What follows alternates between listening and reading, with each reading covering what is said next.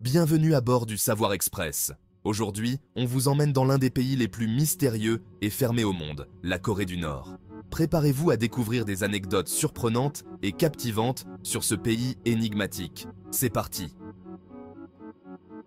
Saviez-vous que le métro de Pyongyang est l'un des plus profonds au monde? Il descend à plus de 110 mètres sous terre et sert également d'abri anti-aérien.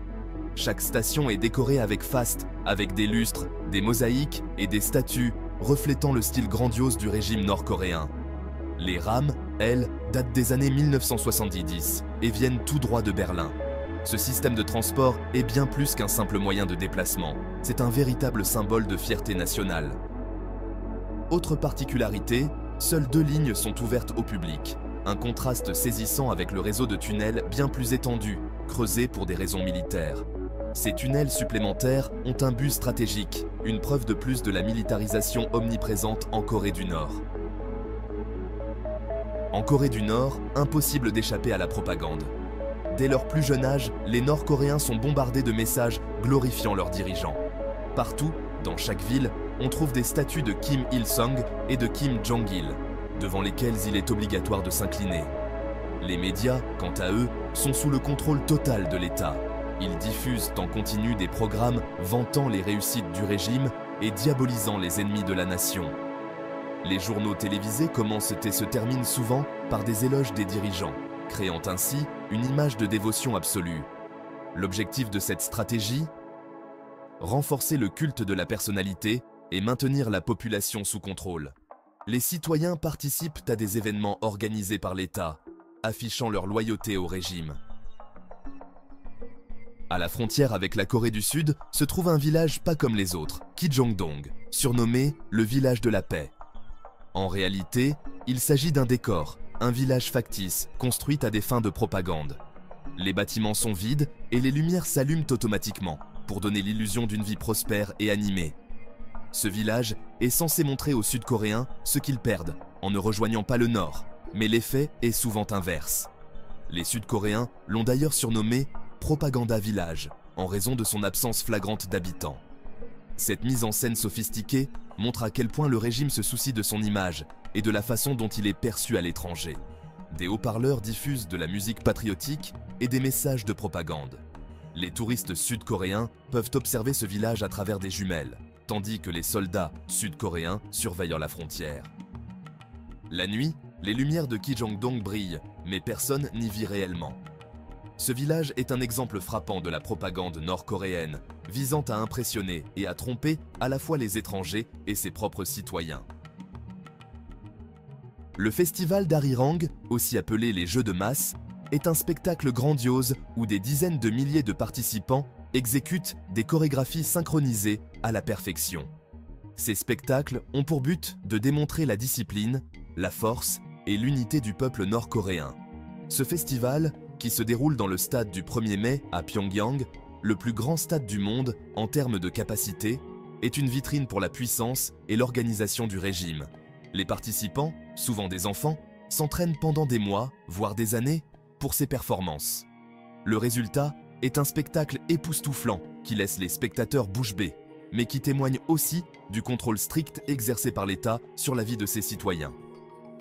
Les spectateurs, émerveillés par la précision et la beauté des performances, repartent avec une image forte de la Corée du Nord.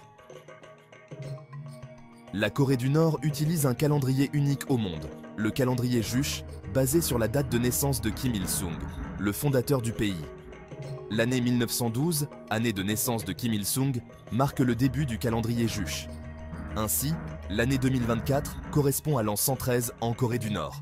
Ce calendrier souligne l'importance quasi-religieuse accordée à la famille Kim dans la culture nord-coréenne. Les anniversaires des dirigeants sont des jours fériés, célébrés en grande pompe, avec des festivités et des cérémonies grandioses. Cette vénération contribue à maintenir l'ordre et la dévotion au sein de la population. Le calendrier Juche est un symbole puissant de l'identité nord-coréenne. Bien que la Corée du Nord soit l'un des pays les plus fermés au monde, il est possible de s'y rendre en tant que touriste, mais sous des conditions très strictes. Les visiteurs doivent être accompagnés en permanence par des guides officiels et n'ont pas le droit de se déplacer librement. Les itinéraires sont soigneusement planifiés pour ne montrer que les aspects les plus positifs du pays, tout en évitant toute interaction non supervisée avec les citoyens nord-coréens. Les guides sont formés pour surveiller les touristes et s'assurer qu'ils ne déviennent pas des itinéraires prévus. Cette surveillance constante garantit que les visiteurs ne voient qu'une version filtrée et contrôlée de la Corée du Nord. Les touristes peuvent prendre des photos, mais uniquement dans des zones autorisées et sous la supervision des guides officiels. L'accès à l'Internet mondial est extrêmement restreint en Corée du Nord. Le pays dispose toutefois de son propre réseau interne, appelé Kwangmyong, qui contient des sites approuvés par le gouvernement. Les téléphones portables existent, mais les appels internationaux et l'accès à Internet sont strictement contrôlés. La société Koryolink, en partenariat avec une entreprise égyptienne, est le principal fournisseur de télécommunications. Les Nord-Coréens peuvent accéder à certaines applications et à certains services internes, mais tout le contenu est sévèrement censuré. Cette isolation numérique empêche les citoyens d'accéder à des informations non contrôlées par le régime, maintenant ainsi le monopole de l'État sur l'information. Les citoyens utilisent Koryolink pour des communications limitées et surveillées. La Corée du Nord a été frappée par une famine dévastatrice dans les années 1990, souvent appelée la marche ardue. Elle a été provoquée par une combinaison de mauvaise gestion économique, de catastrophes naturelles et de la perte du soutien soviétique. Des centaines de milliers, voire des millions de Nord-Coréens ont péri. Cette tragédie a laissé des cicatrices profondes dans la société nord-coréenne et continue d'influencer les politiques alimentaires du pays. Pour surmonter cette période, le gouvernement a mis en place des campagnes de mobilisation de la population pour travailler dans les champs, souvent sous la menace de représailles sévères. Malgré ces efforts, la famine a profondément marqué la génération actuelle, influençant les politiques de sécurité alimentaire strictes du pays. La génération actuelle vit encore avec les séquelles de cette période difficile, et les politiques alimentaires restent un sujet sensible. Dans les années 1970 et 1980, le régime nord-coréen a organisé des enlèvements de citoyens étrangers, principalement des Japonais et des Sud-Coréens. L'un des cas les plus célèbres est celui du réalisateur sud-coréen Shin Sang-ok et de son épouse, l'actrice Choi Eun-hee, kidnappés pour redynamiser l'industrie cinématographique nord-coréenne. Ils ont été contraints de réaliser des films pour le régime avant de réussir à s'enfuir en 1986. Les films qu'ils ont réalisés, bien que sous la contrainte, restent des témoignages uniques de la culture et de l'idéologie nord-coréenne. Ce type d'opération montre jusqu'où le régime est prêt à aller pour atteindre ses objectifs. Ces enlèvements ont laissé une marque indélébile sur les relations internationales.